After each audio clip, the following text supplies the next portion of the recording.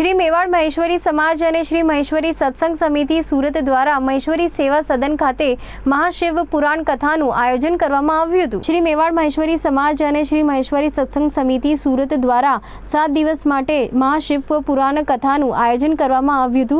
2 ઓક્ટોબરથી લઈને 8 ઓક્ટોબર સુધી સવારે 9 વાગ્યાથી બપોરે 12 વાગ્યા સુધી પર્વત પાટિયા ખાતે આવેલ શ્રી મહેશ્વરી સેવા સદન ખાતે આ કથાનું આયોજન કરવામાં આવ્યું હતું। ત્યારે 7 દિવસની આ કથામાં વિવિધ शिव पुराणना कथाओं वर्णन कथाकार श्री भरत किशोरजी महाराज द्वारा भक्तों ने संभळाववामां आवी हती। दररोज 700 થી 800 जेटला श्रद्धाळुओ आ महाशिव पुराण कथा में जोड़ाई रह्या छे। हाल श्राद्ध पक्ष चाली रह्यो छे त्यारे त्यां आवेला भक्तोना पितृओने शांति मळे ते हेतुथी आ कथानुं आयोजन करवामां आवी रह्युं छे। तेमज शिव पुराण कथानुं शुं महत्व छे, साथे श्राद्ध पक्ष दरमियान करवामां आवता सेवाना कार्योनुं पण केटलुं योग्य छे ते बाबतनी विस्तृत समजण भक्तोने जणाववामां आवी हती। गुजरात प्रांत के सूरत शहर में माहेश्वरी समाज के द्वारा जो आयोजित है, आज कथा का 6वां दिवस है। बड़े हर्ष और उल्लास के साथ हमारी मेवाड़ माहेश्वरी समाज के लोग, माहेश्वरी सत्संग समिति के लोग बड़ी श्रद्धा और भाव के साथ इस कथा का आयोजन करवा रहे हैं।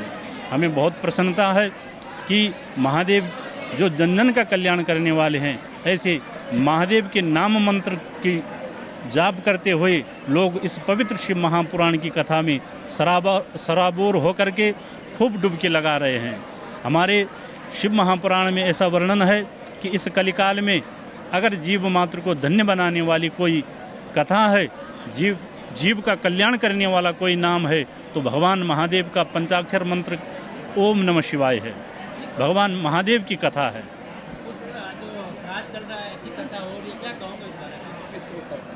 श्राद्ध हमारे यहाँ प्रत्येक मानव के ऊपर 3 ऋण होते हैं जन्म से ही। पहला ऋण देव ऋण, दूसरा ऋण ऋषि ऋण, तीसरा ऋण पितृ ऋण। सज्जनों, इन ऋणों से उऋण करने के लिए हमारे महापुरुषों ने, ऋषियों ने उपाय बताया है।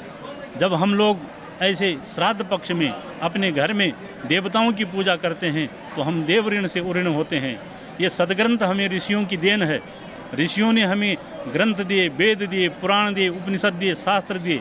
जब हम इन सदग्रंथों का पाठ करते हैं अथवा तो श्रवण करते हैं तो कहीं न कहीं हम ऋषियों के ऋण से उऋण हो जाते हैं। और आखिरी और तीसरा ऋण है पितृ ऋण, जो मनुष्य के जीवन में सबसे महत्वपूर्ण है। पितृदेवता हमारे सबसे नज़दीक के देवता हैं, जो कल तक हमारे साथ थे और आज नहीं है, वही हमारे पितृदेवता हैं।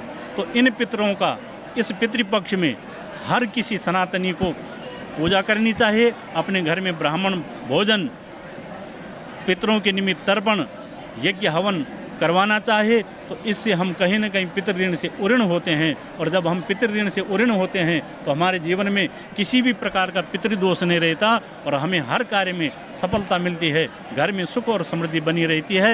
यही पितृपक्ष का और इन पितृदेवताओं की पूजा का महत्व है। और शिव महापुराण की कथा में आखिरी यही संदेश देना चाहूँगा कि जन जन भगवान महादेव को समर्पित होकर के केवल और केवल किसी भी स्थान पर रहे, चाहे वो व्यापार करे, चाहे नौकरी करे, चाहे व्यवसाय करे, महादेव के पंचाक्षर मंत्र का निरंतर जाप करे तो जीवन धन्य बन जाएगा। ओम नमः शिवाय। नमस्कार। पर्वत पाटिया विस्तार में आया हुआ महेश्वरी सेवा सदन में महेश्वरी समिति जो समाज है उनके द्वारा आज 7 दिन की जो शिव पुराण कथा है उसका आयोजन किया गया था। जी, हमारे साथ आयोजक के जो सभ्य हैं वो हमारे साथ मौजूद हैं। जी, आपका नाम? कन्हैयालाल। जी, किस प्रकार का आयोजन था, किस तरह की इसकी रूपरेखा है?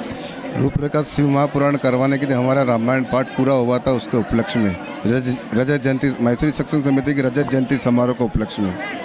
जी, कितने सभ्य हैं, किस तरह का आयोजन था और कितने लोग जो डेली कितने आते थे? 75 आदमी 75 सभ्य है और डेली के 30 से 35 हर शनिवार के दिन सुंदरकांड का पाठ घर घर जाकर निःशुल्क करते हैं। जी, आपका नाम? राजकुमार सोढ़ानी, माहेश्वरी सत्संग समिति का सदस्य हूँ।